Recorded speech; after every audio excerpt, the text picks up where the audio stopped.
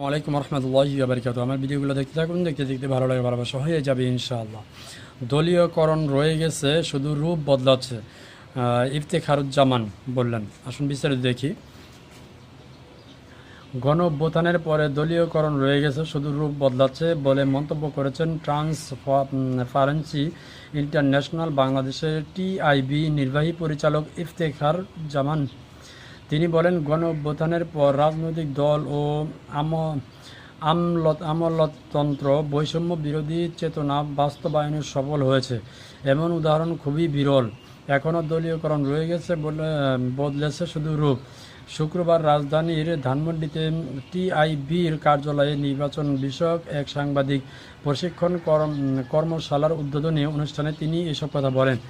ইফতেখারুজ্জামান বলেন, নির্বাচন কমিশন গুরুত্বপূর্ণ ভূমিকা রাখলেও রাজনৈতিক দল, আমলাতন্ত্র ও আইন প্রয়োগকারী সংস্থা, এই তিনটি শক্তি নির্বাচন প্রক্রিয়া মুখ্য ভূমিকা পালন করে। এই তিন শক্তির টানাপোড়েনের মধ্য দিয়ে পুরো নির্বাচন প্রক্রিয়া পরিচালিত হয়।